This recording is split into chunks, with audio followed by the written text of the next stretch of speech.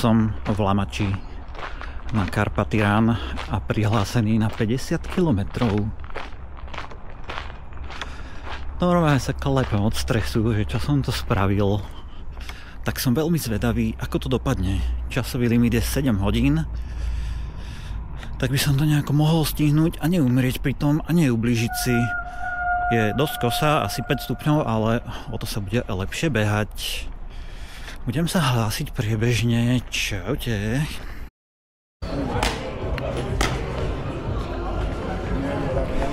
Bežci. Všade sami bežci. Juchu. Tak toto vyzerá na štarte.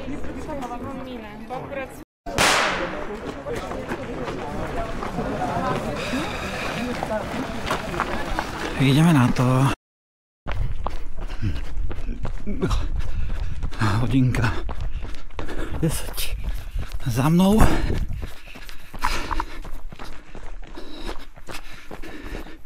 Prešiel som 10 kilometrov.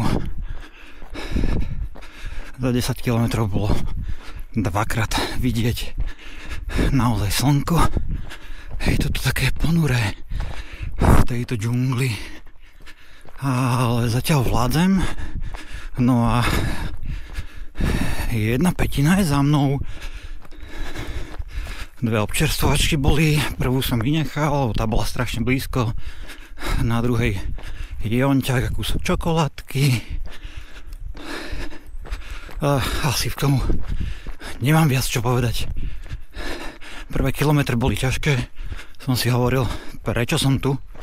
Ale teraz mi je strašne dobre a ide dole kopec. Takže bežím, čaute.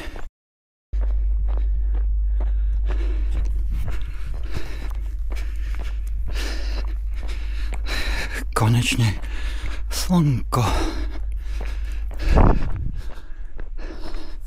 Ale už aj končí.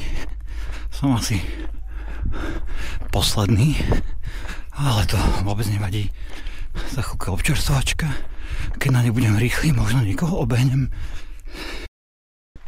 Mám pocit, že som sa nejak dlho neozval, ale ono to nie je až tak pravda. Idem 2,5 hodiny, 20 kilometrov.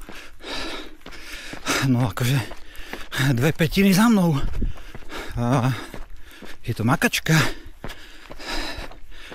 Už ma bolelo všetko, ale všetko aj prešlo, takže je to príjemné.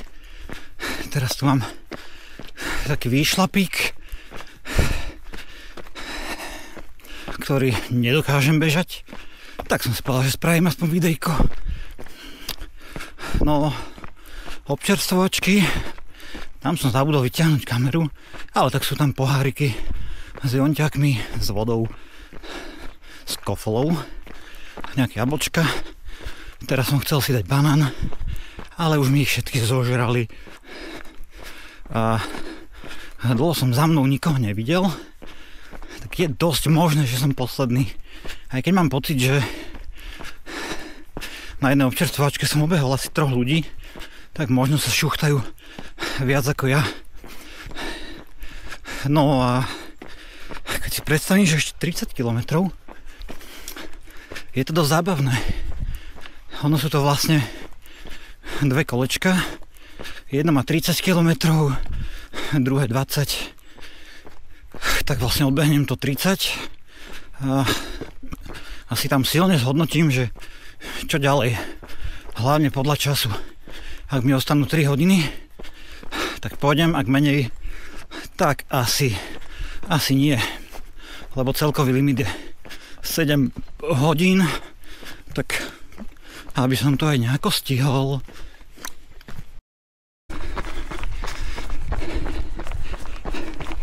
Už sa to tu trošku scielia.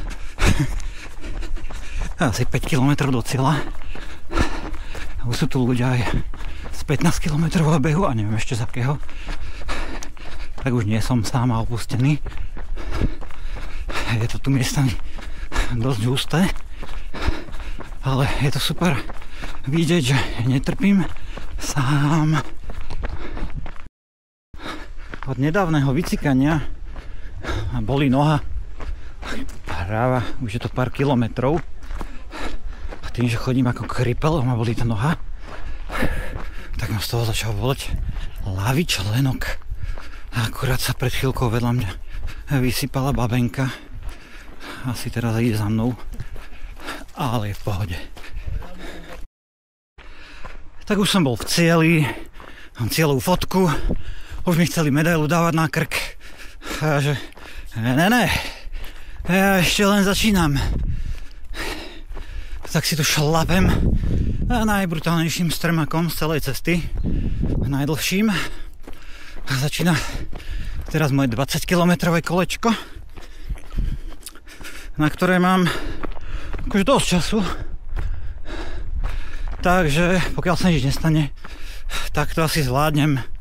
A zabudol som dať ochutnávkové okienko, ale vypil som nejaký brutálny kofeínový gel s príchuťou kola.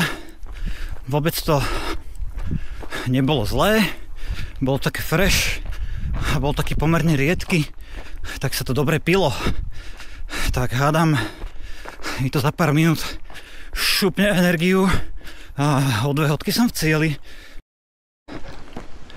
To rozhodnutie bežať ďalej, akože bola dobrá blbosť, ale však neskončili na svojej prvej trailovej súťaži predsa ako diskvalifikovaný, teda s neskončeným pretekom.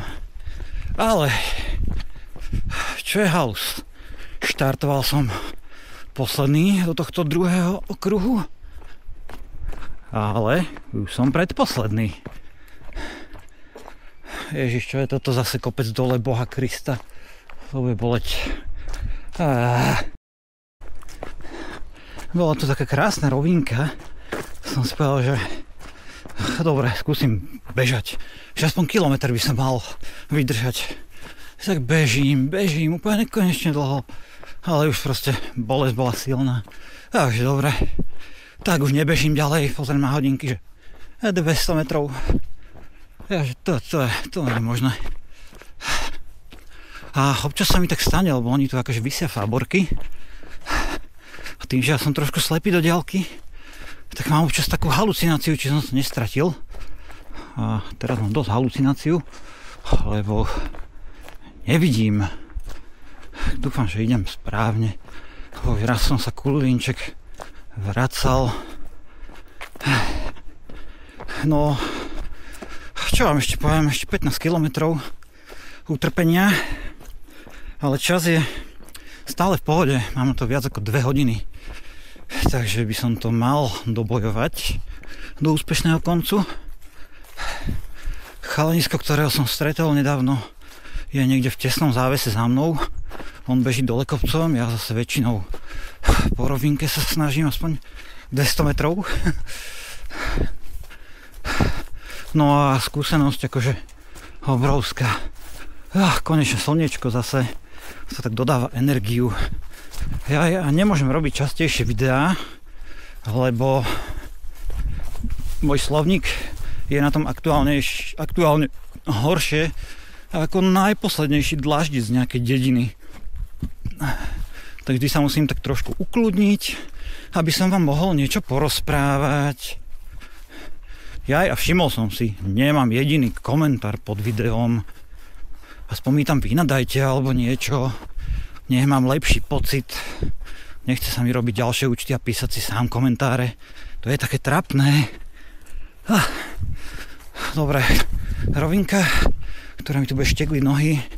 Idem si za ďalších nejakých 200 alebo aspoň 100. No, od toho nejakého 40. kilometru som sa aj pomerne rozbehol.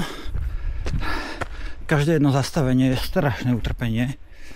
Potom to normálne, že chvíľku strašne bolí a potom to zase prestane. Teraz presne prišlo to jedno zastavenie.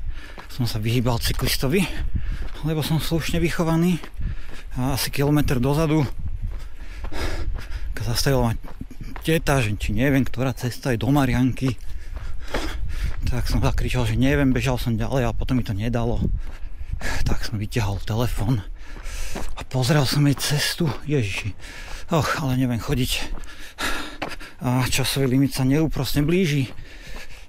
Takže lúčim sa a ďalšie video možno až v cieli.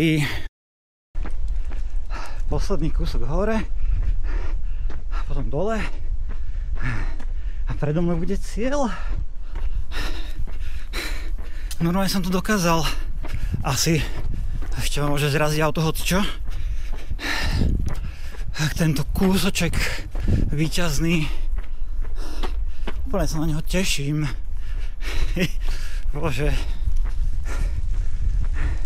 už teraz akože mám problém spracovávať pocity, tak som zvedavý, čo to bude, keď prebehnem cieľom. A je cieľ! Tam chalanisko mi ešte zastavím možno premávku. Som tam, neuveriteľné. Yes. Yes.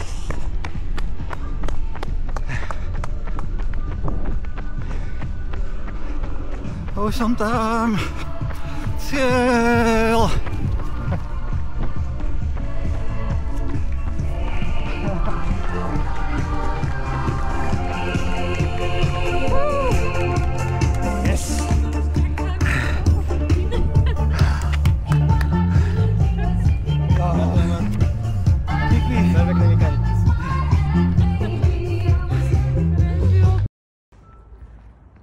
Ultramaratonský bežec. A takto vyzerá muž po 50-ke. Po 50 kilometroch. No? Princi. Jasnej princi. Ne.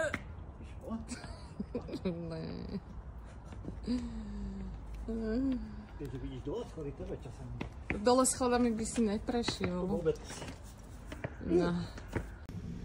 Tieto dve veci, čo trčia z môjho tela, vôbec nefungujú. Musím ísť stopku. Neviem, krčiť kolena. Najhoršie je, že ma čakajú schody. Je to veľmi vtipné.